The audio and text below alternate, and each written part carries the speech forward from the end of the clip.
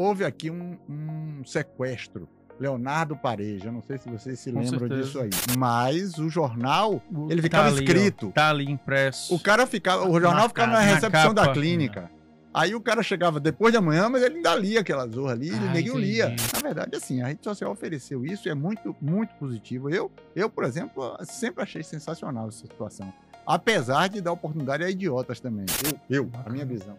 Nossa, bacana. essa Venceu visão. a comunicação verdadeira. Como a política mudou, vem mudando, e esse ano mais ainda tá sendo mudada por causa das redes sociais e da comunicação digital. É simples. Para mim é simples esse processo que você está dizendo e é uma realidade. É que a direita passou a existir de fato. Ela se assumiu. De 2018, a gente teve um primeiro passo mais intenso em relação à utilização da internet. Eu tenho muita questão de consciência política dentro dos meus valores.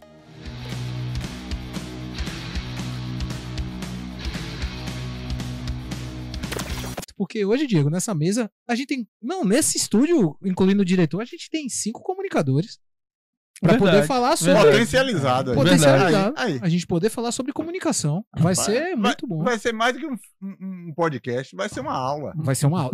Vindo de você, Moacir, de Vitor também, que Vitor é bem nerd, vai ser uma aula. Vai ser uma aula aqui. Mas esse vindo de você tem a ver com a minha idade dentro da Com a sua comunicação? experiência. Não venha Moacir, não. Com a sua Não venha, não. experiência Mas na vamos lá, comunicação. vamos lá. Eu gostei do termo experiência e do vindo da comunicação. Mas aí tem uma questão aqui, Rodrigo. Você falou dos 5 comunicadores aí, mas eu já vou perguntar aqui a Moacir justamente o seguinte: que de formação eu soube aí que Moacir é engenheiro, correto? Muito Sabe bem. fazer um asfalto como ninguém, esse homem aí. E fazia mesmo, porque eu tenho medo de altura. E aí eu fiquei pensando, velho, que onda é essa? Engenharia, e aí geralmente é números, tal, aquela coisa das exatas, e aí foi flertar com a comunicação, flertou, gostou, se apaixonou, como é que é isso? Acabou. Como é que foi isso aí, moço? Na verdade, eu me formei em engenheiro e assim, eu formei em 86. E não me peça fazer porra de conta, não. Eu não vou fazer conta. Mas formei em 86 e fiquei na comunicação até 88. Eu fui... A última obra mais direta que eu fiz foi em Morro do Chapéu. Lá eu conheci minha esposa, Ione. Lá mesmo eu casei com ela, porque senão eu vim embora aí ela ficava e eu ia ficar doido. E aí...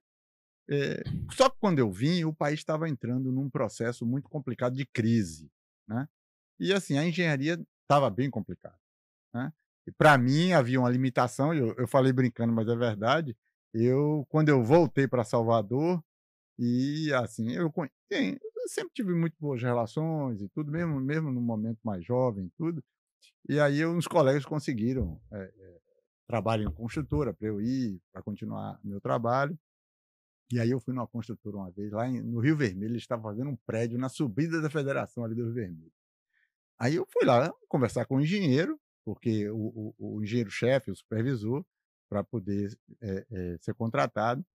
E aí, rapaz, entrei e não me apercebi, na verdade, que, assim, na hora que eu entrei tão nervoso que eu subi a escada para o primeiro andar e não me apercebi, aí subi para o primeiro andar. Só que ali no Rio Vermelho, quando você sobe a ladeira da Federação, para quem não conhece, assim, você vai subir na ladeira, só que o prédio tinha uma face para o lado da ladeira, que é alto, e tinha uma face virada para baixo, que era uma rua chamada Conselheiro Pedro Luiz, que é embaixo ali, e é muito mais alto. Tinha 3 ou 4 andares a mais.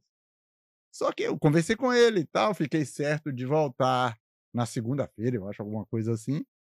E aí, quando eu fui descer, é que eu me toquei que estava feita toda a estrutura da escada, só que a escada descia, e quando eu desci, eu olhei para o vale, para a área onde ia. E a altura bateu. Rapaz, quando bateu, aí a minha vertigem, minha loucura com a altura, bateu, eu tive que descer de 4 pés. De quatro ali. E descer a escada de 4. Aí a peãozada está como é, né? Não perdoa, meu irmão. E como é que o engenheiro vai Como chegar? é isso aí? Aí eu sei que quando eu terminei de descer os 2 vão de escada, eu já gritei lá de baixo mesmo. Eu digo, doutor, veio não, viu? Aí o que acontece? Eu tive a oportunidade, eu tinha um amigo que era diretor da TV Itapuã, que é meu compadre, inclusive. Também meu amigo, em Salvador. em aí, no Salvador, né? caso. Que é ali na Federação, E foi né? na época, E aí foi... Ele era diretor e Pedro Irujo, na época, comprou aqui na mão de Modesio, o Feira Hoje comprou a Rádio Subaé e a Rádio Nordeste e precisava de alguém que viesse gerir, né? Aí ele me chamou, bicho, ó, é isso aqui, ele precisa de alguém que seja realmente de confiança da gente, você é da minha confiança também, você vai estar lá ligado a mim e tal. E aí fomos conversar com o Pedro, terminei acertando, tem até as resenhas desse processo da contratação, que o Pedro é uma figura espetacular. E aí ele fez, não, então vá para lá. Eu digo, olha, eu só quero avisar o senhor que eu nunca entrei num estúdio de rádio. Ele, não, rapaz, eu imito ele. Uma vez ele me pegou imitando ele. Mas era uma figura espetacular. Ele, não, rapaz, não tem problema. Pelo areia das malas, você não é ladrão, tá tudo bem. E eu vim pra feira. Vim pra feira e me iniciei nesse processo de comunicação. Recebi todo o incentivo dele para aprimorar minha formação em relação a isso. Fui para o exterior várias vezes para poder me aprimorar. E aí terminei me apaixonando pelo rádio. Você atuou no rádio, moço? Diretamente não, só na gestão do rádio, né? Mas muito ligado com... Eu acho que hoje aí ainda deve ter mais de 50% de quem está no rádio hoje, em todas as emissoras, e tem gente que trabalhou com a gente. Foi uma equipe muito bacana, muito boa. Depois eu assumi o Jornal Feira Hoje. Isso que eu ia perguntar também. Feira Hoje aí depois eu assumi as rádios, as outras rádios que ele tinha, em Jiquié, Jacobina e Piauí. Aí depois eu fui assumir o Bahia Hoje, que era um jornal, mas na verdade eu assumi lá no momento em que ele tinha decidido avaliar se continuava com o jornal, porque o jornal deu muito problema, muita situação. Você diz o Feira Hoje, no caso? O Bahia Hoje, lá em Salvador, que era um jornal estadual. Uhum. E aí, assim, teve mês de eu rodar 11 mil quilômetros. Chegou um momento que eu capotei carro, foi uma loucura da zorra, tal. Aí ele fez, não, rapaz, você vai agora rodar de avião, porque senão a porra vai pegar. Eu digo, não, eu rodo, não tem problema nenhum, não. E rodava muito. Entrei na comunicação e realmente, assim, pelo rádio eu continuo apaixonado até hoje. Eu sou um homem que me digitalizei, eu sou analógico, né? Na minha época, mas me digitalizei, mas continuo apaixonado pelo rádio, pela forma muito... Quer dizer, eu considero ainda muito moderna do rádio, está muito próximo sempre daquele que é o sentido maior de tudo, que é a audiência, né? O rádio tem, apesar de ser ainda monocanal, ou seja, aquele que só vai numa direção, ele está conseguindo criar a direção contrária da participação daquele que está do outro lado, e isso faz com que ele, se digitalizando, se permaneça com esse poder muito grande em relação a isso. Mas eu trabalhei em jornal, vi o jornal morrer, né, acabar, na verdade, e fizemos, na época, início de digitalização do jornal. Viajei, fui para a Alemanha, fui para feiras de newspaper, de jornal e tecnologia, uma coisa fantástica, na verdade.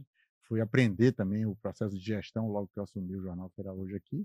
E tudo isso foi me jogando dentro da comunicação. Mas a engenharia sempre me ajudou nisso, que era o processo de entrar com a visão de quem ia gerir, de quem ia tomar conta, de quem ia empreender, porque nesse aspecto o Pedro Lúcio sempre foi um cara de muita visão. Ele dizia, eu só quero resultado. Como você vai fazer esse resultado? Você sabe meu estilo de trabalho, é isso aqui, acabou e vou mandar. E a gente terminou, depois que a gente saiu da área de comunicação, a gente foi para a área de agência, mas levou esse processo de gestão. Sim. Mas sem ganhar, por exemplo. Eu não falava em público. Eu jamais estaria aqui dando uma entrevista como essa, com essa tranquilidade, com essa situação. E eu tive que fazer isso, porque foi necessário e foi importante, porque teve momentos que eu tinha o quê? Só aqui em feira eu tinha 200 pessoas trabalhando, 180 pessoas trabalhando com a gente, né? Então, assim, você começa a ter que ter essa desenvoltura, essa capacidade de argumentação, tudo isso você vai aprendendo. E isso é algo interessante, porque isso é comunicação, né? Então, eu evoluí nesse sentido aí. Mas você falou de uma coisa no início, eu gostaria que, se você pudesse resumir assim, qual foi a importância do Feira Hoje? Porque muita gente que está assistindo a gente talvez não lembra da importância que foi o Feira Hoje. Mas, salvo engano, ele chegou a ser um dos maiores jornais do interior do estado. Foi bem com grande. uma equipe, na verdade, muito competente. Era muito. Quando o Pedro Lúcio assumiu, eu me lembro assim, que já tinha uma boa circulação, houve um certo desgaste, perdeu um pouco e tal. Quando o Feira Hoje foi fechado, que eu estava, na verdade, na gestão do Feira Hoje, mas ele teve que ser fechado porque o Bahia Hoje lá foi fechado, na verdade, e a impressão era feita lá, tudo era feito aqui. Pra você tem uma ideia, naquele tempo, era modem de computador, e a gente transmitia o jornal pronto para Salvador. Só que era assim, modem daquele que faz... Pronto. Conectava, e aí a gente tinha um disco óptico que eu trouxe dos Estados Unidos, que esse disco óptico, um amigo meu que é engenheiro também, inclusive é meu amigo de faculdade, foi meu colega de faculdade, ele era o gestor técnico do grupo lá dos jornais, a gente tinha lá gravado, e quando dava pau na transmissão, um carro saía para poder ir levar lá, para poder chegar lá para imprimir, para vir, porque a van saía daqui já estava lá esperando, então não tinha nem como levar, na verdade. Então, assim, o processo, na verdade, de você entender a força de um jornal vem em detalhes assim. Aliás, como você falou, essa questão do teste do túnel, a prova de fogo lá. Pronto. Houve aqui um sequestro. Leonardo Pareja, não sei se vocês se lembram disso aí. Pronto. Tem um episódio até aqui. Acho que no Espírito Santo, né? Não, e tem um episódio aqui que o próprio o Zé Raimundo veio no Feira Pod dar conta. O jornal Feira Hoje. Que ele veio pra cá, o jornal e Feira foi uma coisa Hoje, muito louca. Quando ele foi fechado, ele rodou 3.500 jornais. Foi o último dia que ele foi, eu me lembro, 3.500 e alguma coisa. Foi a quantidade de jornais, que era uma coisa muito grande para o interior do estado inteiro, na verdade. A gente tinha promoções que a gente colocou, fez uma série de coisas. Mas quando houve esse do Leonardo Pareja, e inclusive foi uma coisa interessante porque Leonardo Pareja ligou para a Rádio Subaé, porque a Rádio Subaé tinha um programa de maior audiência na época. Ele era um cara muito antenado. Não, ele era um cara, ele era jovem, mas era muito esperto. E, por uma coincidência, eu estava no estúdio. Na hora que tocou, eu atendi. Aí, ó, ele dizendo, eu digo, é de brincadeira, rapaz, e tal, não sei o quê. Você achou que era trote? Eu imaginei que não tava tudo naquela celeuma. Aí, ele desligou, aí eu desliguei de novo, aí ele ligou de novo. E aí já atendeu o operador. Aí o operador, ele, não sei o que e tal. Eu sei que, ponto, ele ficou dando entrevista somente à Rádio Subaé. Do hotel onde ele estava lá, do Samburá ali. Isso, você Samburá. De lá de dentro do hotel, pronto.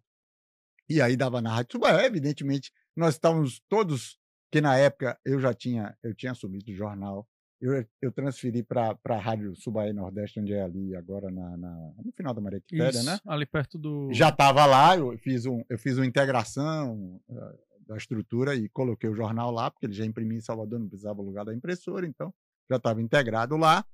E aí o que acontecia? Notícia tudo quentinha pra gente. Primeira mão. Só a gente tinha algumas situações, e tem uma outra situação, inclusive, que envolve a TV Subaé, que era uma parceira, mas que não era ligada ao grupo, né? Mas, assim, e aí, no que a gente deu a primeiro dia de manchete, o jornal pulou, na época, eu acho que devia rodar perto de 2.000 exemplares por dia, pulou de 2.000 para 4.000 e não ficou nenhum. Você tem ideia? O pessoal foi para a portaria, e eu tive que vender o jornal da minha sala que eu lia. Eu não tinha nem lido o jornal ainda. E o porteiro fez, o povo tá querendo, aí, o senhor não pode dar o seu, não? Eu digo, rapaz, o jornalismo ficou sem jornal, o jornalismo da rádio ficou sem jornal, o pessoal da comercial sem jornal pegou todos os jornais para poder vender o jornal, vendeu tudo. Por quê? Porque o jornal, naquela época, claro que a TV era muito forte, mas a gente tinha a base de toda a informação que se tinha. E o jornal também era pontual, né? Era ali meio-dia, 7 horas da noite. E aí o que acontece? O jornal era o que o cara tinha na banca de manhã cedo, sabendo tudo o que tinha acontecido, porque a gente realmente tinha informação de tudo para falar, para estar junto e tal. O repórter da rádio que cobria e que levava informação era o único com quem falava. A rádio era a única que falava. Mas me diga uma coisa, eu escutei pela visão de Zé Raimundo. Agora eu tô escutando pela sua, porque ele ligava para a rádio. Qual era a intenção dele fazendo isso? Ele queria o quê? Ele queria fazer o mise-en-scène para não ter problema para ele, porque ele já estava bloqueado. E a menina era sobrinha, eu acho que é da ACM. Eu lembro que tinha alguma história com a família então, de assim, ACM. existia Neta de ACM. Sobrinha neta. Mas só Não para era neta recapitular, direta, como é que eu ele acho, não. sequestrou ela? Ah, Ele não, essa pegou no história hotel. Acabou sequestrando de Salvador, Salvador, e mas trouxe veio. pra cá. Ok. E ele era muito esperto, muito. Ele era um estrategista nato, aquele menino.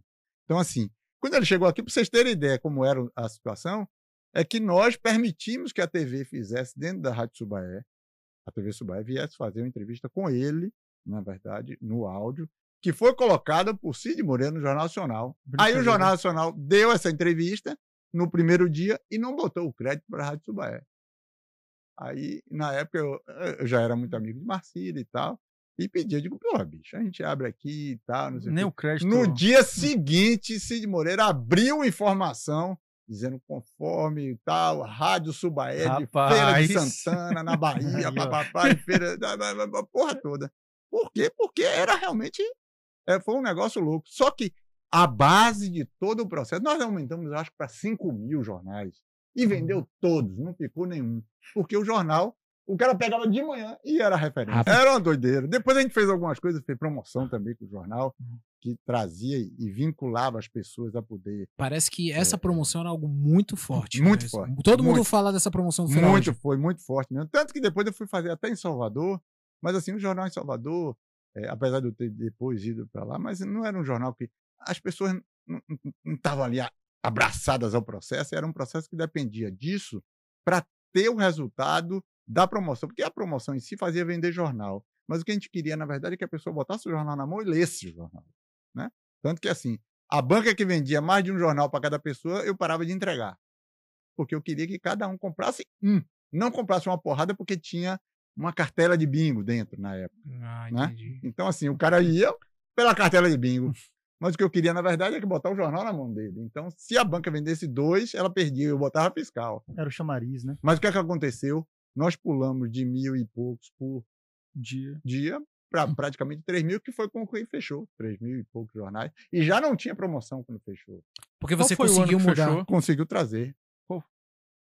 Fechou 98, se não me engano, 97 para 98, 98. Eu lembro que ficava ali no Mochila ali, né? Mas depois eu trouxe para aqui. Da Previdência. Porque aqui já ficava só a parte, tudo já tinha digitalizado. Eu fui para os Estados Unidos, trouxe computador, trouxe uma série de coisas e tal. Então, assim, a redação já era digitalizada, a parte fotográfica já começou a ser digitalizada. Era assim, a gente revelava e depois escaneava para poder digitalizar. E aí você já tinha um processo de digitalização que eu já tinha feito na rádio, que a rádio também, os áudios já eram digitais. E aí a gente recebeu um bocado de gente, recebeu gente da RBS, recebeu gente do país inteiro para ver isso que a gente tinha feito, que a gente tinha trazido, a gente tinha um sistema de gerenciamento na emissora, já em computador, que era uma coisa que, quando eu cheguei aqui, era feito numa planilha, batida à máquina, né? A gente conseguiu digitalizar o sistema de informação e depois conseguiu integrar isso com o áudio, que não era MP3 como era hoje, era computador específico para isso, que era uma fortuna, mas aí eu fui para os Estados Unidos e aí a gente conseguiu integrar. Isso tudo era uma coisa assim que, o pessoal ficava louco. Por quê? Porque você não tinha mais que comprar cartucheira, não tinha mais coisa nenhuma. Você digitalizava mesmo o processo e funcionava bem. E esse processo nós fizemos também no Feira Hoje. O Feira Hoje conseguiu ganhar uma dinâmica. Eu conseguia fazer o jornal com metade do quadro que o jornal tinha. O que permaneceu basicamente foi a parte de redação e a parte operacional de carro de reportagem, essas coisas que teve que permanecer. Mas o restante da estrutura, ela pôde ser diminuída sem nenhum dano ao processo, entendeu? Isso foi muito... Aí entra um pouco da questão da engenharia, de você engenhar o processo de gestão para poder viabilizar economicamente o jornal. Porque ele estava inviabilizado e nós conseguimos trazer ele para zerar em 1 ano e meio, mais ou menos. A gente tinha equilibrado o jornal. Mas, o Feira Hoje, no caso, era o Bahia Hoje, né? O Feira Hoje era o daqui. De feira, mas porque você falou que o Bahia... inclusive. O Bahia, que foi o Bahia Hoje que quebrou, né? E fechou e aí o Feira Hoje teve que não chegou a quebrar, ele fechou antes porque realmente viu que não... Mas essa mudança já estava ficando insustentável porque já era uma mudança na forma como o brasileiro, o baiano consumia comunicação? Já havia uma perda, digamos aqui, de leitores, na verdade, que era algo que não era ligado à ação ou não do jornal, desse ou daquele jornal. Eu, por exemplo, eu visitei o Dia lá no Rio de Janeiro, eu visitei a Folha de São Paulo, que tinha uma série de situações para poder ver o que é que estava acontecendo, e você via a Folha de São Paulo crescendo muito, mas com dificuldade, batendo no teto, não conseguia mais alavancar, mesmo com algumas coisas que ela fazia, não conseguia mais alavancar a questão de ampliação naquele tempo, porque já existia uma perda de leitores. Aproveitando o gancho, mano, pega aqui, ó. Aproveitando o gancho que a gente tá falando de jornal, ó, beleza. O Bahia Hoje e o Feira Hoje sumiram por causa de uma mudança de hábito, e a gente sempre, desde a faculdade, eu sempre escutei assim: o jornal vai morrer, o jornal vai não sei o quê, vai não sei o quê, o rádio vai morrer, não sei o quê. E eu tenho uma visão de que nunca aconteceu isso. Na verdade, os meios de comunicação foram se fundindo. O rádio foi se fundindo com a internet, o jornal também e tal. Hoje a Folha e o Estadão, garanto que as assinaturas dele não é para o pessoal receber o material impresso. Podem até receber. Assinatura digital. É mais pela assinatura digital. Tem os dois pacotes, na verdade, ainda. Mas mesmo assim, hoje é muito pequeno diante do que era. A Folha de São Paulo chegou a, acho que a 1,5 milhão de exemplares. Sim. Mas assim, hoje eles têm um número, eles devem ter uma base de assinantes interessante. A Veja chegou a mais de 1 milhão. A Veja era, tipo, indispensável. Eu lembro até hoje. Veja, indispensável. Então, eu lembro que você chegava nos escritórios, nos consultórios. Veja. Era Veja. Hoje você Agora, o escrito naquele tempo... Não tem, velho. O escrito naquele tempo tinha uma relevância grande. Eu vou dar o exemplo a vocês. Assim, é claro, a gente está em rádio. É porque hoje, na verdade, assim, não era... Era como hoje você ter um canal fortíssimo, na verdade. É você ter o rádio, você ter o jornal. Eu tinha muito cuidado com isso, sempre tive muito cuidado com essas coisas. Ainda bem que eu não sou um cara assim vaidoso, não é nada. Eu gosto do meu trabalho, gosto de ser respeitado por isso, mas não fui porque, assim, você chega com um nível de aparente poder que você tem quando você tem órgão de comunicação, vai gerir isso assim, e é uma influência de fato muito grande, porque eu tomava conta da Nordeste FM, da Subaia AM, do Feira Hoje aqui, depois assumi 3 emissoras no interior, depois assumi o Bahia Hoje, tudo, mas o rádio, apesar da força que ele tem, a perturbação real era quando eu assumi o jornal, porque eu não assumi o jornal no mesmo tempo do rádio. Então, assim, quando eu assumi o jornal, teve dias de eu não conseguir dormir de ligação.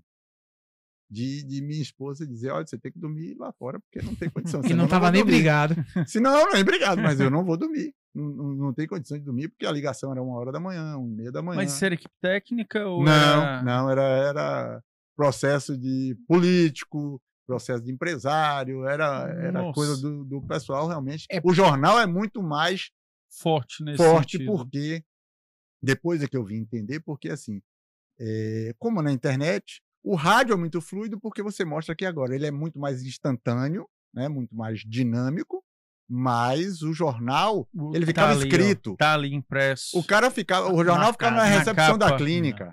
Aí o cara chegava depois de amanhã, mas ele ainda lia aquela zorra ali, ninguém lia, na verdade. E ficava aquelas manchetes gigantes. E quando tinha manchete pesada, aí pronto, aí era a lasqueira no caminho da feira. É legal entender isso, Moa, porque a gente tá pegando num momento que, pós-pandemia, como a gente tava falando, é uma enxurrada de conteúdo, né? Uma vez a gente tava conversando com o Cima Pondé aqui, num dos episódios, e eu virei pra Pondé e falei, Pondé, cara, como é que você suporta todos os dias a essa enxurrada de informação? Porque ele é obrigado. Eu não sou. Se eu não quiser tocar no celular hoje ou acessar a internet, eu não sou obrigado. Mas pra ele é ferramenta. Mas pra ele é ferramenta. E tipo assim, e hoje a verdade absoluta não existe mais. Que acho que é o ponto que é mais gritante. São as bolhas, né? Não é só bolha. Por exemplo, Vitor, hoje qualquer notícia sempre tem 2 lados. Sim. Sempre tem no mínimo 2 opiniões. Mas não tem 15. Exato. 1000. Não é só a notícia, né? Essa é uma perspectiva de tudo, de qualquer informação. Porque o uso, principalmente da rede social, ela cria essa característica, ela desenvolve, potencializa essa característica, que é naturalmente que todo mundo fala sobre o algoritmo da rede social. Então, naturalmente você vai ficar imerso em uma quantidade de conteúdos que vão validar o seu pensamento, né, o seu ponto de vista. Você vai se apoiar no que você acha que é. Com essa intensificação disso, você sabe que naturalmente isso acontece. E é uma loucura, porque hoje você não consegue coisas básicas, você não consegue ter um processo de comunicação simples, que são coisas que eram para ser tranquilas de falar assim, não, a informação é uniforme, todo mundo vai nesse caminho. Não, sempre vai vir alguém e não fala, olha que não é por esse caminho, porque esse caminho tem isso, tem aquilo, e você fala, Meu Deus, como é que você suporta? Ampliou a diversidade. Ampliou a diversidade. As opiniões são mais diversas hoje. É claro que, mesmo nesse tempo, onde você tinha os analógicos, digamos assim. Estava centralizado. Você tinha a resenha, você tinha o boca a boca, você tinha o rádio peão, você tinha isso.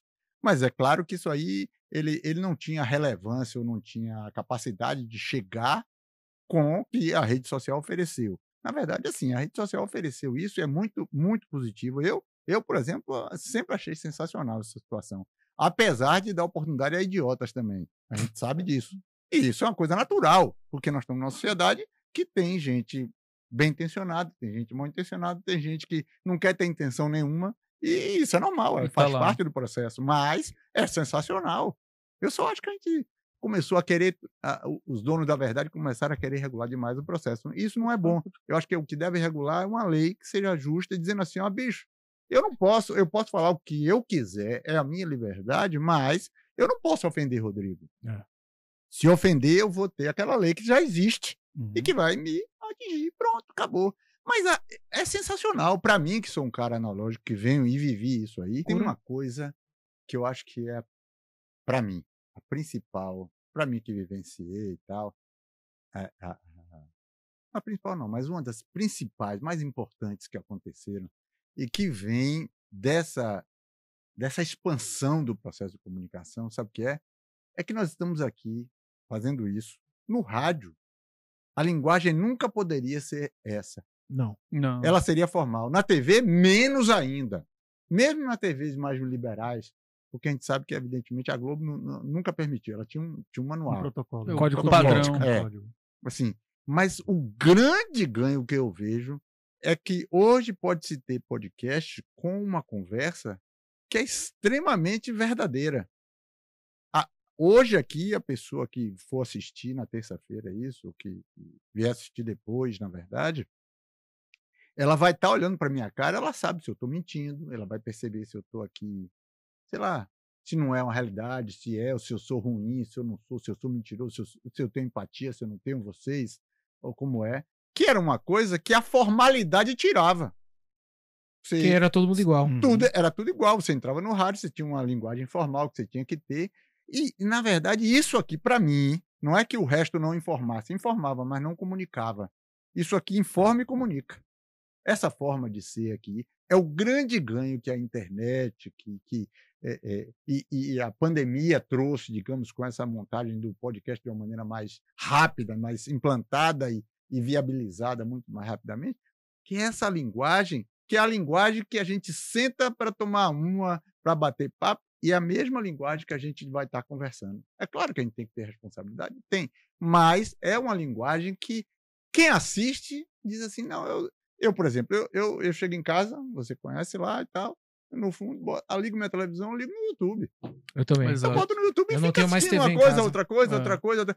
E é o seguinte, se o cara começar com aquele negocinho, mimimi, aquele negocinho, todo negócio, eu já mudo para outro vídeo. Mas tem uma coisa interessante nisso também, que a internet e o formato de podcast em si conseguiu ensinar, porque assim, apesar do rádio, apesar de outros veículos mais tradicionais já terem um formato padrão há muito tempo, mas eles tiveram um processo de adaptabilidade também muito interessante. Então, pode perceber que depois desse formato de podcast, muitos programas de rádio também adaptaram a sua linguagem. E de TV também. E hoje, muitos programas, inclusive, não só adaptaram a linguagem, como também adaptaram o processo de transmissão em vídeo. Muito programa de rádio tem um programa que basta no YouTube, exatamente porque souberam enxergar a necessidade e a potencialidade que se traz. Eu vejo isso na Jovem Pan. Mas você tem também aí, Vitor, rapidinho, um processo de como é que a gente pode falar? Tipo uma digitalização. Sim. Digamos que ele não preparou o ambiente para o streaming, entendeu? Isso. Ele só fez botar a câmera lá. Aí é onde é, para mim, a grande diferença dos que prepararam o ambiente que aí para mim é a Jovem Pan, e os caras fizeram isso muito bem. Sim. E o outro é aquele que você vê um bocado de coisa lá de gancho de rádio e as câmeras lá. Eu tive a oportunidade uma vez de estar num congresso em São Paulo, um congresso de rádio e televisão.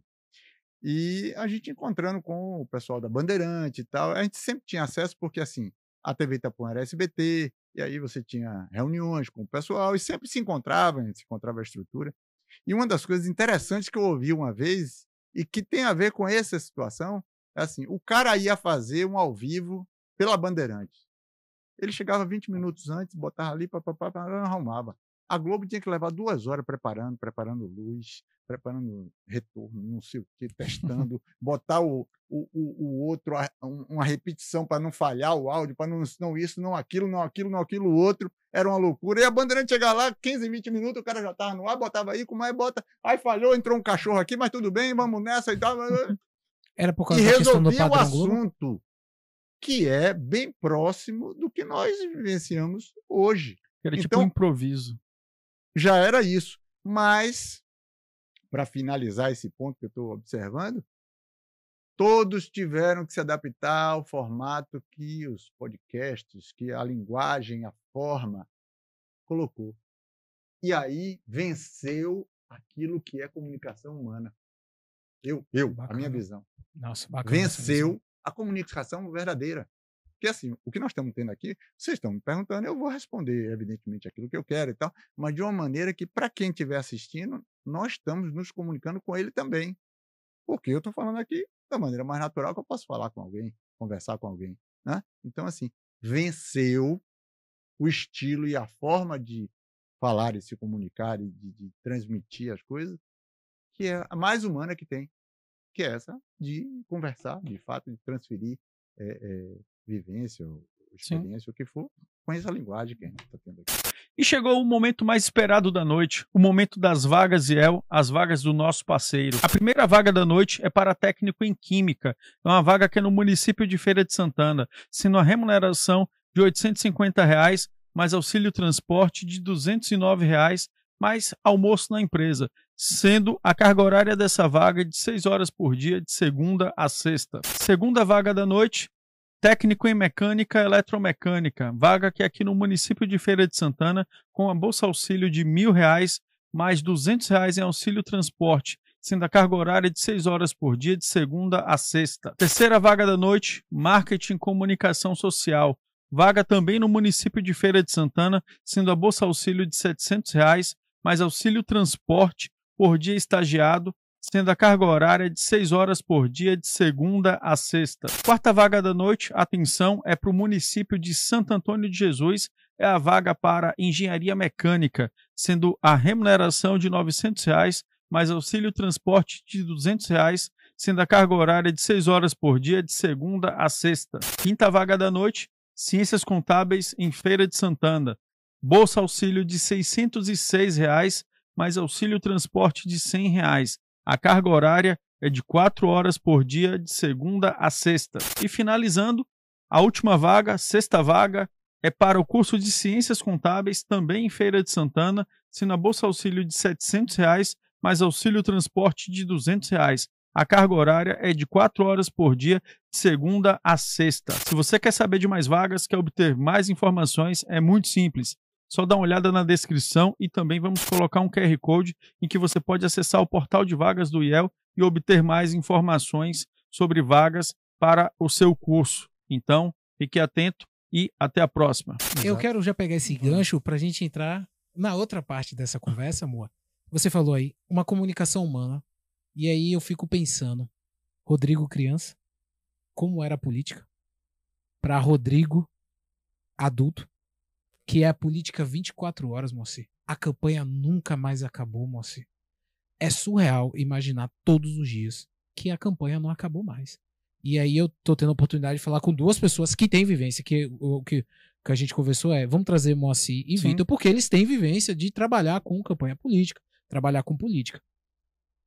E agora você percebe que todo político está procurando um posicionamento para se encontrar dentro das redes sociais, para se encontrar com um nicho e tal. E aí eu quero escutar um pouco de vocês essa visão sobre como a política mudou, vem mudando, e esse ano mais ainda está sendo mudada por causa das redes sociais e da comunicação digital. Não é simplismo da minha parte, não. Mas a campanha, principalmente a campanha de 2018 para cá, que foi quando saiu aquele histórico de o socialismo de centro, que era o PSDB, que tinha vindo do PT, que vai e tal, não sei o quê. É simples. Para mim é simples esse processo que você está dizendo, e é uma realidade. É que a direita passou a existir, de fato. Ela se assumiu. A direita era envergonhada, ou era incapacitada, ela não se mobilizou. E aí, a esquerda muito bem mobilizada, e a direita se mobilizou. O que é que aconteceu com isso? Houve a campanha, que naquele momento ali, porque isso é cíclico, viu? É assim, é desse jeito aqui, sempre foi assim, eu acho que nunca vai deixar de ser assim na história humana, é desse jeito. Revolução Francesa, enquanto os franceses estavam lá com igualité, fraternité, né? Os americanos estavam arrumando para o país ser um país. Não, você vai ter direito àquilo que você produzir. Você tem que ser alguém que realize para poder ter. A França não tinha essa condição, tanto que houve a Revolução, depois houve a Revolução da Revolução, em que eles se mataram, na verdade, e aí você tem uma. Né? Então, você tem toda uma situação, enquanto os americanos se montaram e se mobilizaram no sentido de, você produzir, você tem. Pronto, isso é um processo político. Isso em 1792, né? Então, assim, se você imaginar que em 2018 nós tivemos o despertar de uma outra vertente política, o que aconteceu? Depois que passou a eleição, uma precisou ficar combatendo a outra. Porque agora tem uma dicotomia mesmo, de verdade. Que antes era somente ali, era jogo de compadre. Eu sou seu compadre, você está do seu lado, eu estou aqui, mas nós estamos disputando. Nós somos do Brasil, mas estamos disputando quem é que vai ganhar a medalha de ouro. Pronto. Então nós estamos aqui, só que aí não, é a dicotomia. E isso fez com que o país não estava acostumado com isso. Polarizou. Aí polarizou e criou esse processo de campanha contínua, que a gente imagina que é campanha contínua, mas na verdade é assim, é um tentando destituir o outro das situações, porque a rede social potencializou enormemente isso, então você começa a destruir discursos, e aí não para. Mas talvez isso é intencional, porque essa polarização também fortalece nós dois. Sim. No sentido de que impede novos entrantes. Sim. Antagoniza o processo. Isso. Entendeu? Então, acho que aí tem uma hora que eu já nem sei mais o que é, na verdade. Se é eu tentar desconstruir o discurso dele, ou a gente, tipo, num combinado. Mas o político pra gente se fortalecer. Tem um grande problema que, às vezes, o cara... Eu não digo nem o europeu, mas, por exemplo, se você olhar o asiático, na verdade, não, a China nem tanto porque é uma ditadura e tal, mas o asiático em si, ele é um cara que ele consegue planejar a longo prazo, ele não faz uma coisa a curto prazo. Porque, na verdade, assim, do jeito que está aberto aí, só não surge um outro direcionamento, um outro posicionamento, porque o político brasileiro quer fazer a campanha hoje e ganhar amanhã. Entendeu? Mas essa construção tem situações que você... Até a gente conversou isso há pouco tempo, que você faz uma campanha hoje pensando já daqui a 4 anos. Uhum. Porque não é para você ganhar agora, mas é para você ganhar, as pessoas começarem a perceber o que é que você tem de bandeira, o que é que você quer construir, né? Em relação a isso. E esse é um processo que demanda tempo. Mas não tem porque quer capitalizar rapidamente. E aí você não... Eu tenho um ponto de vista com relação a essa questão política que está muito ligado também à questão de 2018 para cá. Eu acho que se fortaleceu. Antes já existia a utilização por parte de políticos da internet de modo geral, não só da rede social, mas da internet. Mas eu tenho um ponto de vista de que a política, o meio político de modo geral, ele foi um pouco mais conservador no sentido de esperar para ver mais o desenvolvimento do uso da internet como comunicação, como marketing, para se adentrar de forma mais profunda. Ou seja, enquanto outros mercados, como o mercado, por exemplo, privado, já estava em um nível de evolução maior, de amadurecimento maior, o que ainda não atingiu um pico de amadurecimento, mas estava maior, eu vi que o meio político ainda não se utilizava de forma tão estratégica a internet. E de 2018 para cá eu vi que houve um entendimento de que a internet se tornaria mais necessária. Por quê? Porque a forma, aquilo que a gente estava conversando, a forma com a qual as pessoas se comunicam e consomem informação também mudou. Então, aquilo que o Rodrigo estava falando sobre campanha eterna, de o tempo todo aparecendo, é basicamente o seguinte: é a conexão. Antes a campanha era muito assim, era o período de campanha eleitoral, era o político que, dentro do material de campanha, seja na televisão, seja no material impresso, por exemplo, ele criava, entre aspas, um personagem, mas uma personificação da imagem que ele queria construir, e hoje não, é uma comunicação mais real, mais próxima. E essa comunicação ela não pode ser feita somente no período de campanha, porque a pessoa tem que se conectar, a pessoa enquanto cidadão tem que se conectar com o ser humano, a pessoa que está do outro lado, para ele conseguir gerar essa conexão e aí o político capitalizar essa conexão.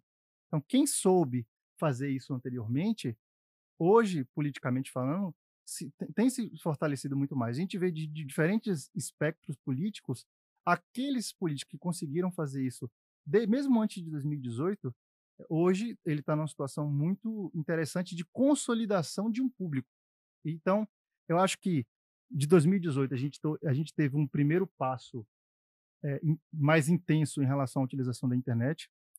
Eu acho que 2022 eu senti também que houve um upgrade nesse sentido, porque quando a gente em si falou aí de pulverização, os deputados, que a gente tem um volume, que é um volume maior do que quando a gente fala, por exemplo, do que foi da campanha de 2018, os deputados, os candidatos quase que unanimemente tiveram que utilizar a internet, porque, diferentemente, às vezes, por exemplo, do vereador, do candidato local, do prefeito, que ele é restrito geograficamente, o candidato a deputado ele não é restrito a uma cidade. Ele pode ter o reduto dele numa região, mas ele precisa expandir. Então, o candidato a deputado, seja federal ou estadual, ele teve que necessariamente utilizar a internet como um veículo de conexão e de comunicação.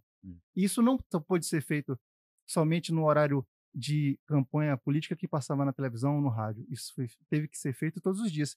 E esse amadurecimento disso, de entender que é comunicação todo dia, durante todo o dia, todos os dias, durante todo o dia, tem se intensificado. Mas posso te falar uma coisa? Para mim se tornou interessante, por exemplo, eu tenho muita questão de consciência política dentro dos meus valores. Então, eu sei em quem eu votei para deputado. Federal e estadual. E outro dia eu tava comentando com o Diego. O meu candidato a deputado, eu acho ele fraco. Ele perdeu a grande oportunidade que ele teve comigo. Não volta. Por quê? Eu comecei a ver as ideias na prática, saiu do discurso, né, da campanha e entrou na realidade. Então, o que antigamente ficava restrito a um grupo pequeno, que quem tinha acesso à política no passado de verdade era um grupo pequeno, que tinha acesso a meio de comunicação, jornal, que assinava jornal, que tinha TV a cabo, Globo News, essas coisas que falavam sobre política. Hoje não, eu consigo acompanhar os passos dele na própria rede social dele. Então, pelo posicionamento dele, eu já falei, não voto mais. Ele tá totalmente desalinhado do que eu pensava. E começa a fazer conexões com outras pessoas que talvez, se fosse no passado, eu não ia ter a oportunidade de entender. Perfeito. E aí eu quero jogar uma pergunta para vocês. É possível hoje ser eleito sem internet? Sim. Os 3 S's. Os 3 S's é que fazem isso. Só que isso não pode ser curto prazo, mas os 3 S's. Sapato, saliva e suor. Mas isso vale para um prefeito? Vale, com certeza vale. Pensei que era mais para o vereador aí. Não. Só que aí é a questão. Ele tem que aliar a esse processo o tempo. Porque, assim, tudo é bandeira. Assim, o cara é um representante. Se o cara vai ser prefeito, uma das bandeiras que ele precisa e tem que ter é de demonstrar a capacidade de gerir, de liderar. Ele precisa ter isso. Porque, assim, eu não vou votar num candidato para gerir, por exemplo, a cidade que eu moro, porque você olha para o cara perde o controle, ou o cara não tem capacidade de gestão, ou não dá, pô. Tipo, esse daí veio de onde que eu nunca vi? Não vai. Não, ele tem umas bandeiras que tem a ver com você. Tudo bem, mas, pô, peraí, bicho. Esse cara vai se perder no meio do caminho. Tipo o presidente do Corinthians. Melhor exemplo. É claro, na verdade, isso aí. Então, assim, não dá. E até colocando essa situação que você colocou aí em relação a esse interesse dessa dicotomia que tem aí, é verdade o que você está falando. Quando você tem uma dicotomia, eles ficam realmente fazendo isso para matar qualquer um que queira entrar para se retroalimentarem. Um depende do outro, senão morre. Senão, ó, qualquer um se acaba. Hoje no Brasil, você tem uma dicotomia dos dois principais líderes, né, nacionais, um não vive sem o outro. Se o outro sumir, perde pauta. Não tem mais discurso. Qualquer um deles não tem mais discurso. E aí você abre brecha para uma nova via. Acabou. E a nova via, quando vier, há uma expectativa natural do país inteiro. O país está se renovando, tem muito jovem. E esse exemplo foi interessante, porque esse exemplo, especificamente falando, quando a gente trabalha com a comunicação, a gente tem que tirar um pouco, em determinados momentos, claro, a paixão, o ponto de vista individual e fazer uma análise criteriosa sobre como as coisas acontecem, né? Então, todo comunicador, todo marqueteiro, ele tem que entender aquilo que funcionou para outros e saber como aquilo foi aplicado para tentar aplicar também num novo contexto. Eu acho que esse exemplo, por exemplo, do Bolsonaro, da utilização devido à ausência de tempo de rádio e de televisão, como ele conseguiu utilizar bem a internet, foi um fator que também fez o meio político enxergar a necessidade e a importância de se utilizar a rede social, a internet, para ser um veículo de comunicação e conexão com as pessoas. E aí, em se falando da pergunta que o Rodrigo fez, do meu ponto de vista, e pela experiência que eu tenho até agora, eu vejo da seguinte maneira: quanto maior a cidade, ou seja, quanto melhor a internet, o uso de 5G, do 4G, mais estável for, mais necessário se torna a necessidade de utilizar a internet. Então, se você for para uma cidade muito do interior, muito pequena, onde a própria internet em si ela não é tão boa, naturalmente o tempo de utilização das pessoas na internet vai ser menor do que em cidades, por exemplo, como Feira de Santana e várias outras aqui no interior, em relação à possibilidade de utilização. Então, eu vejo, por exemplo, que uma cidade como Feira, uma cidade como Vitória da Conquista, uma cidade como Itabuna, uma cidade até mesmo do Senhor do Bonfim e várias outras que já têm uma internet, seja internet móvel, seja internet via Wi-Fi melhor, naturalmente o tempo em que a pessoa passa utilizando a internet, principalmente no celular, é muito grande. A gente tem uma média de hoje 8, 7 horas por dia. Então, eu acho que a utilização da internet pelos candidatos é extremamente essencial, principalmente em se falando em cidades que têm esse sistema de rede melhor. Agora, fazendo uma pergunta para vocês aí, enquanto da área de publicidade. Ciro é um exemplo na esfera nacional. Eu vou fazer diferente a pergunta. Por que Ciro não decolou, na opinião de vocês? Porque, independente de questão político-partidária, eu vejo que é um cara preparado, que tem experiência e que tem uma atuação e já participou de algumas campanhas. Mas, para mim, a campanha do ano... Eu posso falar? A campanha anterior, ele foi simplesmente liquidado para mim. É rapidinho, eu só quero falar. Ciro não fala com o povo. Ele é muito intelectual. Ele não se conecta com o povão. Ele tem se conecta comigo, com você, que você acha que ele é um bom orador, ele tem algumas ideias e tal, mas ele não se conecta. Essa é a minha opinião sobre Ciro. Eu acho que esse é um fator, mas não só isso. Eu acho que ele se conecta com aquele jeito, sei lá, aquele jeito bruto dele e tal. Eu acho que aquilo gera uma conexão, não sei, velho. O meu ponto de vista é breve em relação a isso, porque eu acho que tem muito do que o Rodrigo falou.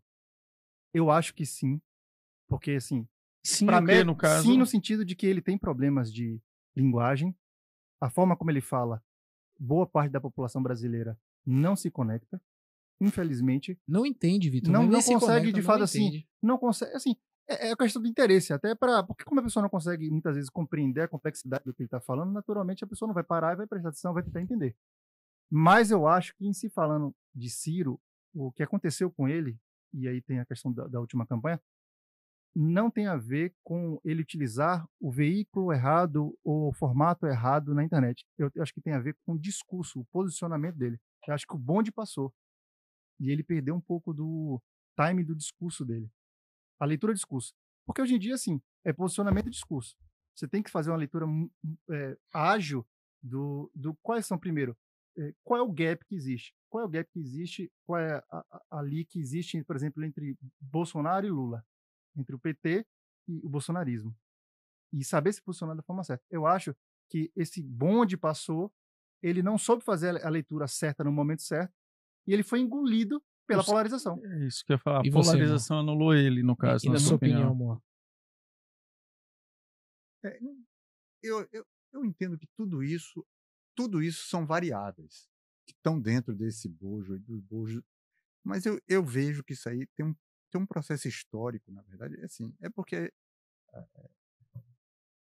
para que a nossa população, para que a nossa sociedade, para que a gente evolua a nossa forma de análise, Puxa um pouquinho demanda pra você, tempo, amor. demanda realmente tempo, tá? Porque o nosso povo ainda, como vocês falam que, por exemplo, Ciro não consegue se comunicar, e é uma verdade isso, porque ele fala de uma maneira mais sofisticada, apesar de que tem horas que ele sabe explicar melhor do que todo mundo, né? Porque ele explica de maneira a se compreender, mas ele não fala aquilo que está na necessidade prioritária do que o nosso povo vive. Veja, nós estamos em crise no Brasil, pelo menos desde que eu me conheço como gente, o Brasil está em crise. Eu também. Desde que eu me conheço eu como no gente. Colegial, eu cresci escutando Crise. isso, entendeu? E crise assim, pra gente que por mais que a gente seja classe média baixa, média, até alta e tudo, mas a gente é classe média aqui e a gente já viu, ou de perto, ou a uma distância visível ainda, esteve com dificuldade, com gente passando necessidades severas. E essa quantidade de pessoas é muito maior. Então, essas pessoas têm prioridades diferentes das nossas. Então, o que eu entendo de Ciro é que ele não falou, porque o cara tem a prioridade do mercadinho dele, onde é que ele vai comprar o feijão, o arroz. O cara tem a necessidade dele de saber o seguinte: na hora que meu menino passar mal, onde é que eu vou levar ele para ser assistido? Então, assim, eu me lembro quando a gente ganhou a primeira conta aqui em Feira, que a gente começou a atender Zé Ronaldo no primeiro governo dele. Feira tinha 14 unidades de saúde. 15, eu acho. Tinha quantos habitantes na época? Devia ter uns 300 isso que eu ia mil. falar, uns 300 mil, 280 mil. Anos e tal. 2000. Mas se você proporcionalizar, hoje teria 30. E isso é muito pouco. Não vai satisfazer jamais o processo, né? Então, assim, as carências continuam muito grandes e hoje nós temos 150, se eu não me engano, unidades de saúde como um todo, né? E com um nível de qualidade de atendimento que melhorou, mas ainda com muitas carências, que é natural, em todo o país tem isso, e está desse jeito. Mas o que é que tem aí? O discurso de Ciro não contempla, nunca contemplou essa ponta, entendeu? Então, assim, eu me lembro com a campanha que nós fizemos no Paraná. Você diz a ponta menos privilegiada, no caso. Porque assim, você tem que. O candidato, se é o candidato a prefeito, ele está lá para fazer alguma coisa. Eu digo, meu irmão, é o seguinte: não fale que você vai resolver a educação, não fale que você vai. Fale o seguinte: que o remédio que o cara precisa, na hora que ele sai da consulta no PSF, está na farmácia popular lá à disposição dele para ele pegar. E se tiver até na sua cabeça, diga o nome do remédio. Amoxicilina, ou o que for, entendeu? Diga o nome do remédio, porque aí o cara vai entender hora que a dor dele está sendo curada. Por que a dor dele está sendo curada? Porque na sociedade ainda tem carências enormes. E esse ainda é o discurso que precisa ser colocado. Por quê? Porque o cara quer ficar vivo. Quer ficar vivo a filha dele, o filho dele, a mulher dele. Ele tá preocupado qual é o feijão que ele vai botar na panela no dia seguinte. Por mais que a gente diga assim, não, lá em casa tem um estoque que dá para o mês. Pode ser até que eu me aperte, mas está lá. O cara não. O armário do cara é uma geladeira desligada. Então, assim, e essa é a maioria da nossa população. E se o discurso não contemplar uma atenção em relação, não é que isso seja somente, é muito mais amplo, mas se vocês olharem, nós estamos falando aqui de 80% da população brasileira. Não passa fome. Tem hoje um subsídio, o governo ajuda, tem as situações? Tem, tranquilo. Mas continua com muita dificuldade. O cara que está, por exemplo, num distrito, em qualquer cidade pequena do interior do Nordeste, até para ele sair do distrito para ir para a cidade maior, que às vezes não é nem a dele, é uma outra próxima, ele tem dificuldade porque não tem deslocamento, ou ele não tem o dinheiro para pagar o veículo para levar. Você concorda com o Vitor que a polarização, nesse caso, anulou o discurso de Ciro? O Nascimento? Sim, Ciro? Sim, são parâmetros também que valem para Ciro, como valem para muitos outros. entendeu? Muitos outros. Eu me lembro de Ulisses Guimarães, que tinha terminado de fazer a Constituição Brasileira. Era um líder da transformação, da redemocratização nacional. Teve, se eu não me lembro, 3 ou 4% de voto. Por quê? Porque a população não estava preparada, não conseguia nem entender o que era aquela Constituição social, não, como é que democrática. Não, tem um outro nome, eu me esqueço agora aqui. Não consegue entender. Por quê? Porque não está no diário. Mas nós estamos num processo de evolução. Ainda que as pessoas tenham carências enormes, e às vezes essas carências aumentam, às vezes elas diminuem, mas nós estamos num processo de evolução e a rede social, a ampliação dos meios de comunicação como um todo, de interação, estão permitindo as pessoas tomarem consciência independente das carências que ela tem. Ela está começando a dizer assim, eu não quero mais meu bairro tendo hora para eu entrar em casa e fechar a porta. Eu não quero mais isso. Meus filhos passam necessidade, eu não quero, e aí? Como é? Quem é que vai me dizer? Então, se tem uma série de educação, de conscientização, que ela é histórica, ela não vem de uma hora para outra. Não adianta eu chegar aqui e dizer, eu vou resolver isso tudo e pá! Porque ninguém vai aprender. O primeiro cara que disser o discurso anterior vai fazer ele esquecer isso daqui. Agora, Rodrigo, digamos assim, trazer um pouco de polêmica aí no processo. A gente falou de Ciro aí e tal, algumas coisas assim do tipo, mas não tem jeito. Eu acho que, para mim, nessas eleições municipais, ele é um nome, assim, que todo mundo aqui, quem está assistindo a gente também já ouviu nesse caso.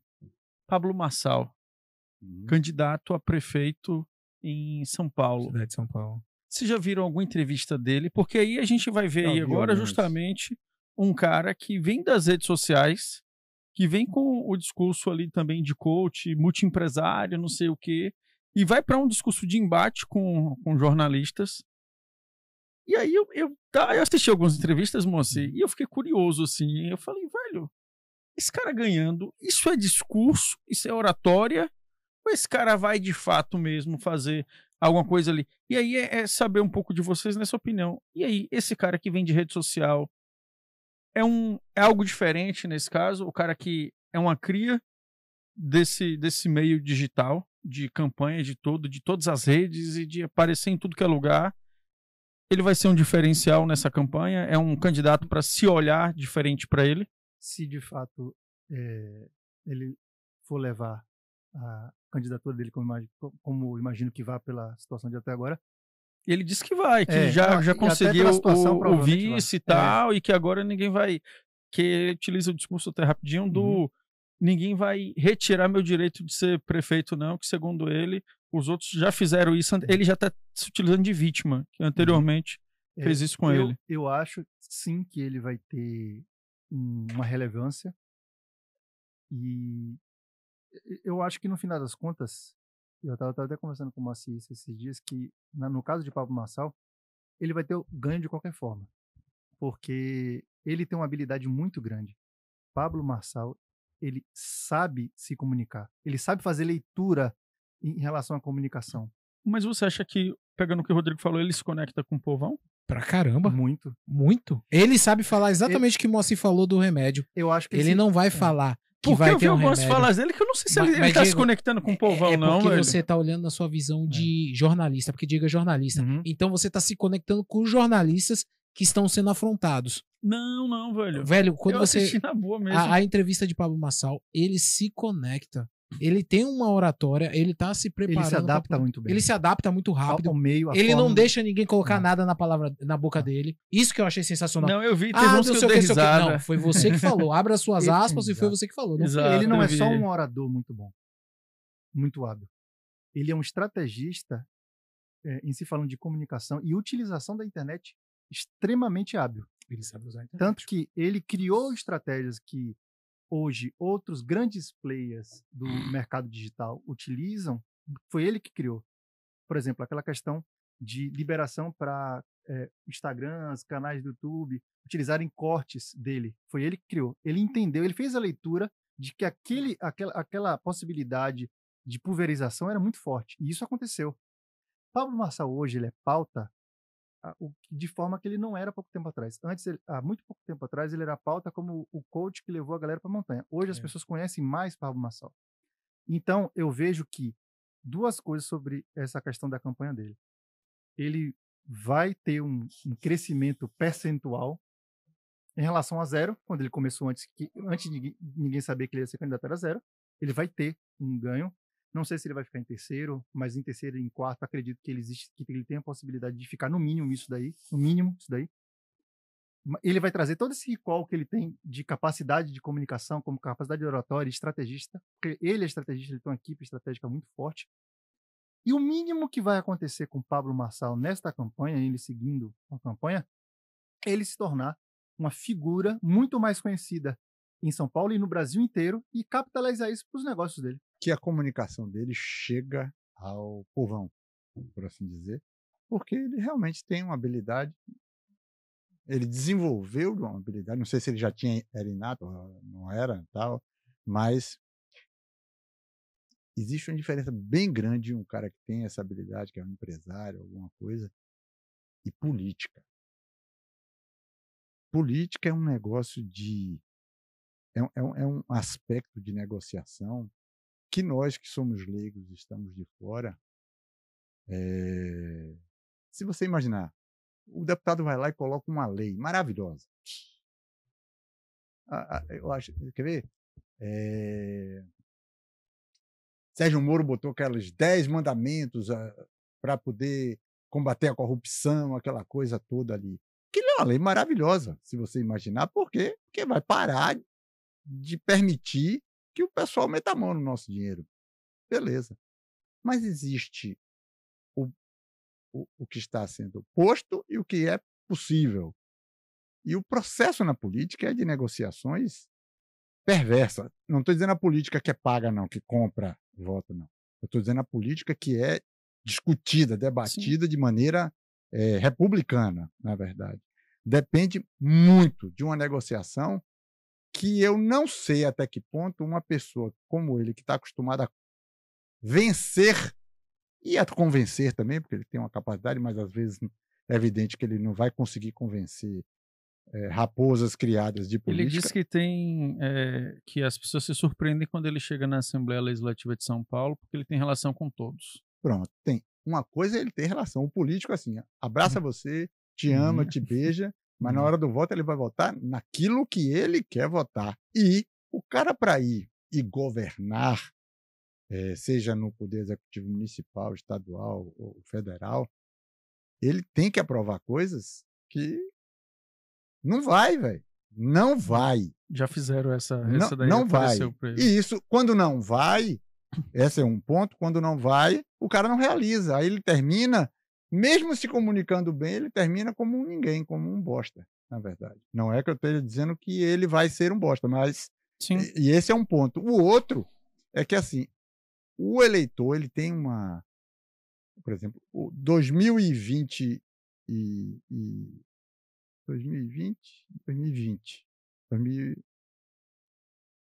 não, 2022, né? Não, 2020. 2020, o eleitor, 22, o eleitor voltou a votar ainda em coisas já conhecidas, porque na hora H ele vai para a segurança. Qual é a segurança? A segurança é o seguinte: Pablo Marçal me disse tudo o que eu queria ouvir, mas não parece que ele vai conseguir fazer.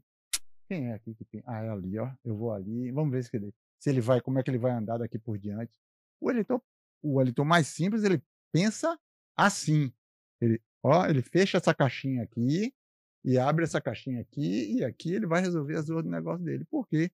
Não vai, não vai. E você vê isso, é uma coisa que inclusive se usa pouco no Nordeste, em pesquisa, principalmente qualitativa, que é uma coisa que eu sempre tive muita dificuldade de conseguir fazer aqui, porque é um investimento que o político aqui do Nordeste acha que não tem... Só quer fazer quantitativa. Só quer fazer quantitativa. O que é essa pesquisa qualitativa, moço? Você bota um grupo na sala e começa a fazer perguntas às pessoas.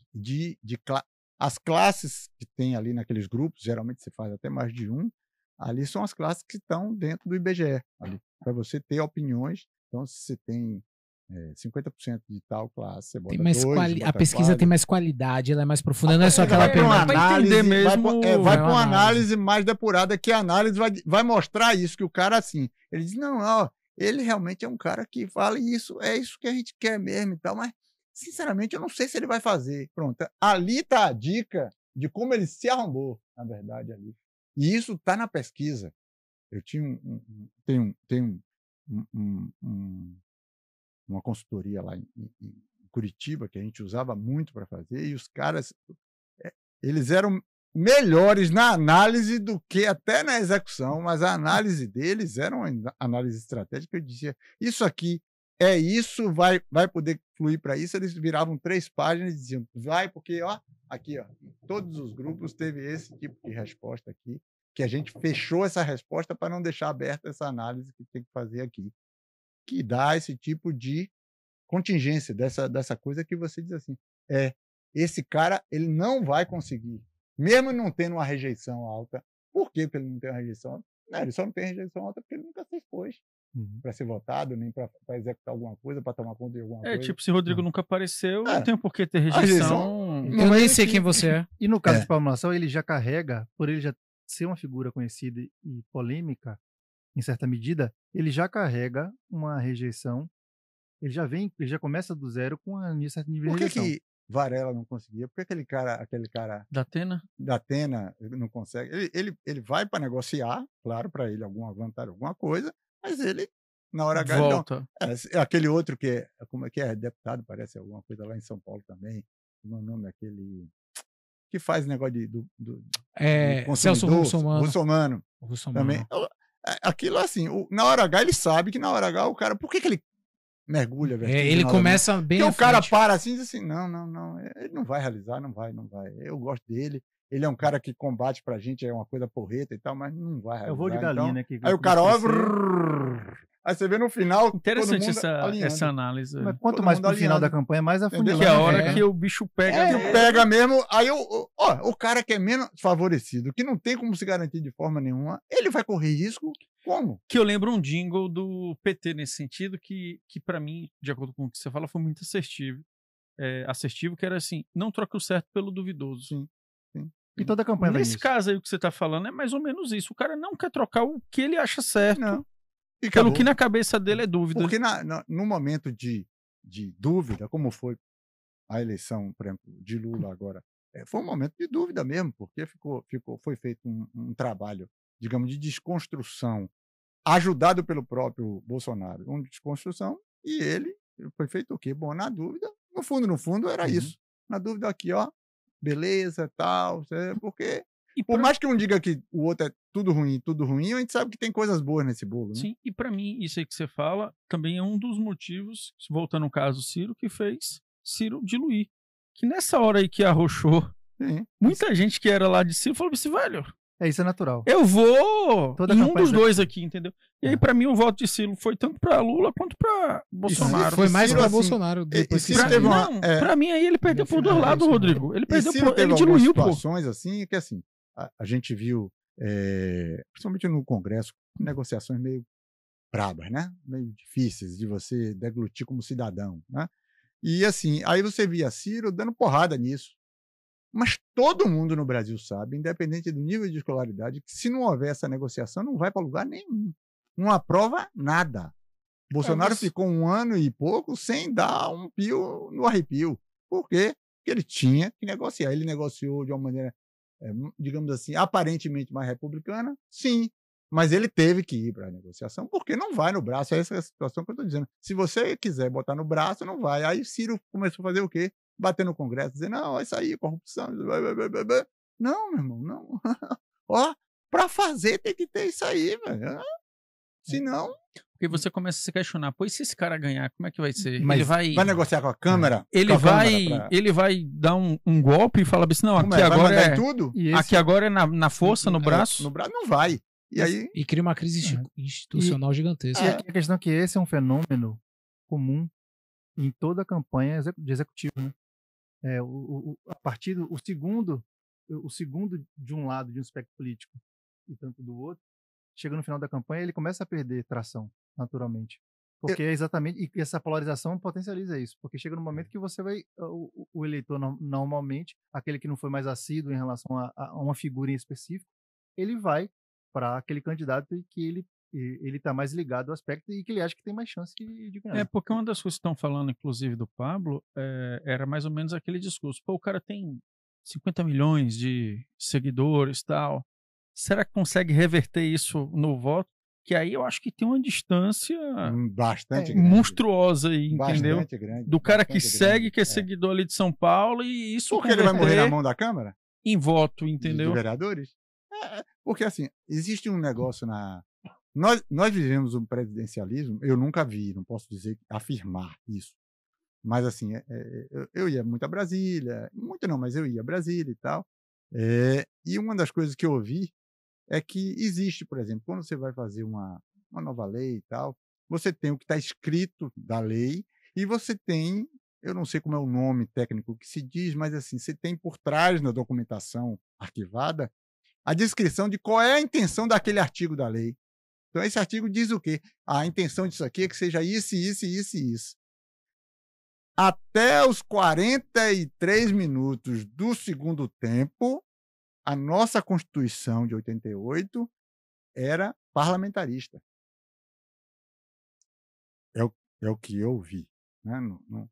Já ouvi, inclusive, alguns comentários sobre isso, e que ela passou a ser presidencialista já na hora, porque viu que não ia passar, porque havia o interesse de ir, porque nós estávamos saindo de uma ditadura e não tem como você, de repente, fazer essa mudança quando as pessoas estão acostumadas pela gestão voltada num líder, né? Então, e outros motivos, provavelmente, com certeza, tinham também, e ela se tornou presidencialista. Ela foi remodelada só a parte que falava do presidencialismo. O restante dela é parlamentarista. Ela continua sendo muito então, o comando, no fundo, tanto que foram criados assim, aquele decreto-lei, aquelas coisas tipo decreto-lei que existia antigamente, que é hoje o que, me esqueço agora, o que o presidente faz, e em 180 dias, se não aprovar, perde valor. Pronto. Para poder, pelo menos, continuar dando um respiro ao presidente, dele poder fazer alguma coisa para modificar as situações. Mas ela é parlamentarista. Então, como é que o cara vai dizer que vai fazer isso? Sim, o parlamento. E se tem habilidade para conversar e saber que vai tirar o possível e não o melhor para você, para a sua ideia, eu não sei até que ponto ele tem essa capacidade política. Mas essa certeza é complexa de afirmar sem ter vivido isso. Mais que isso, sem estar dentro da campanha dele e ter a oportunidade de verificar as próprias pesquisas qualitativas e quantitativas que não são publicadas. Então, com certeza... Eu tenho muito receio disso, sabe? É muito difícil você ter certeza do range, da possibilidade de crescimento que ele tem, sem entender o nível de rejeição que ele está enfrentando, sem entender aquilo que está sendo colocado em pesquisa. Mas essa questão de Pablo Marçal, é difícil dizer se ele vai ganhar. Acho muito difícil do ponto de vista de hoje, do retrato de hoje, né? Mas eu enxergo, e a minha sensação de fora, a minha leitura, é que no caso dele em específico, ele, no mínimo, vai utilizar isso como um ganho de imagem pessoal dele. Isso ele vai ter, já tem. Ele já teve. Hoje as pessoas conhecem mais Pablo Marçal. Hoje ele não é só entrevistado pela mídia de São Paulo. Ele é entrevistado pela mídia nacional. As pessoas muitas das pessoas que não faziam parte da bolha dele, e mesmo que fora da bolha, mas que estavam inseridos na internet, que estão muito mais fortemente, que é onde ele tem uma força muito grande, quem está offline hoje consegue ter um contato e consegue conhecer mais sobre Pablo Marçal. Você tem até o Ciro falando dele em uma das suas entrevistas. Não, todo mundo fala dele. Ele conseguiu. Ele já teve um ganho político inimaginável. É um ganho de imagem. Um ganho de imagem ele já tinha. Ele agregou uma parte que ainda não estava sendo atingida por ele. Agradecer demais por terem aceitado o convite. Foi muito produtivo esse papo com vocês. Já imaginaram. Eu tô cansado não. Sempre estive presente de grandes conversas desse tipo com o Moacir. Sempre achei. Já tivemos muitas conversas, né? Valiosas. Muitas. Aquele quintal da sua casa. A gente já otimizou muita coisa lá na cidade. A gente já otimizou, principalmente atendimento público, que é uma coisa muito melindrosa, muito cuidadosa. Moacir, você eu tive a oportunidade de ver um empresário daqui de Feira falando bem assim, não, Moacir, quando você estava à frente da gestão de tal cidade, era diferente. Você não deve lembrar, mas já teve isso com você, a época era diferente e tal, então eu acho isso é bacana, ter uma oportunidade de conversar com você, Moacir, uma pessoa cheia de experiência, e Vitor, que é um cara que está totalmente antenado, é um cara que, a minha visão é, você não é um apertador de botão. Você já tem Vitor todo o é processo. meu oráculo digital. Exatamente. É importante. Porque minha digitalização ela não é completa. Ela tá assim, ó. A barra de carregamento ela tá no meio, carregando devagarzinho. Não sei nem se vai dar tempo. Aí eu fico com o oráculo aqui. Mas o certo é esse. Você É. chega num momento que você Acabou, não quer mais fazer. Você pega alguém mais novo Até e porque, fala. ó, foi embora, né? Exatamente. Mas é isso, amor. Agradecer. Obrigado mais a uma vocês, vez. viu, Obrigado. gente? Eu que Obrigado agradeço. demais. Obrigadão mesmo. Foi show de Demorou, bola. Rodrigo, mas veio, entendeu? Demorou, O cabra mas veio. Tá aprendendo os maus costumes. Rapaz. E é isso aí. Você que tá até agora assistindo esse programa. A câmera tá em mim? Tá em mim. Obrigado por esse momento, eu me perdi. Já não. São tantas câmeras que eu acabei me perdendo. Diretor. Cada olhada é um flash. Exatamente. Muito obrigado. E se inscreva no canal. Continua acompanhando. Muita coisa interessante. Feira Pod vindo aí. É aqui. Show de bola. É aqui. Valeu! Valeu, pessoal. Valeu. Abraço. Valeu. Salve, salve.